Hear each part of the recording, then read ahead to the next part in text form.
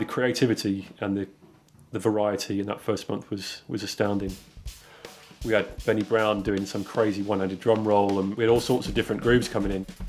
But there was a couple that came in that we were really properly buzzing off. And sure enough, we saw it and we thought, yeah, this has probably got a good chance of winning because this is pretty good.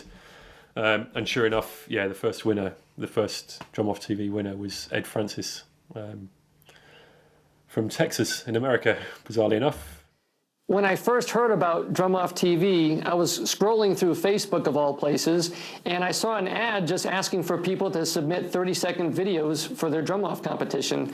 And when I saw that, it intrigued me. The idea of playing with only 3 instruments, I mean, just using a hi-hat, the snare drum, and the bass drum, that made it more interesting for me because I really had to dig deep into myself and really come up with things more creatively than I ever had before.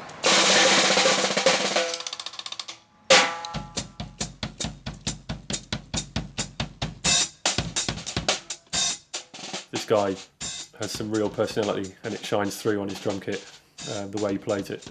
The guy's not only playing a rinsing beat, he's dismantling his kit as he's playing. Yeah.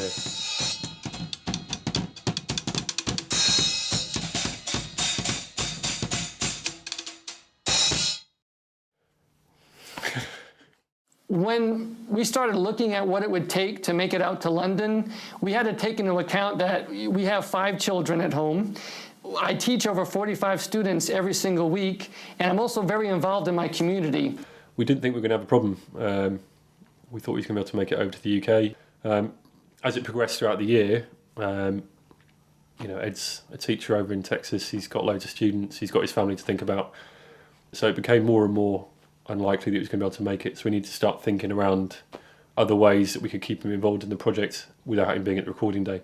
So what we did was we contacted a local filming crew and a really good producer here in the States, and they did a really good job doing all the filming and recording. And once we had that together, Sam and Phil were kind enough to let us use what we did here in the States.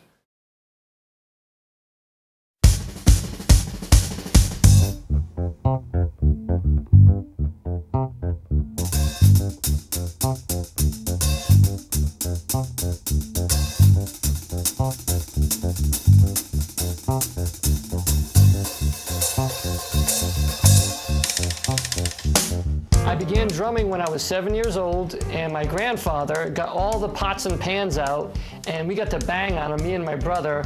And my grandmother, even though she didn't like it all that much, my grandfather, he let us do it anyway. And that was the beginning of playing the drums for me.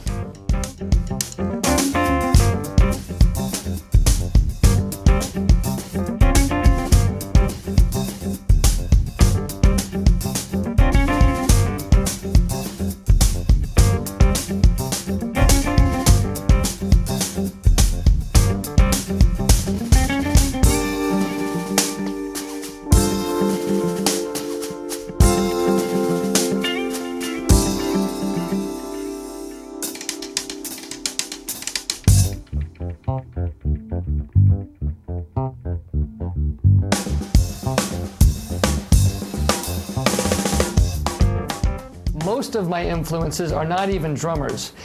They include Olympians, they include Ninja Warrior participants, they're the dancers, they're the people that play other instruments. Anyone who follows their passion, anybody who loves what they do, those people who daily, for hours, for months, for years, practice something just to have those brief moments where they're able to shine, they're the ones that influence me.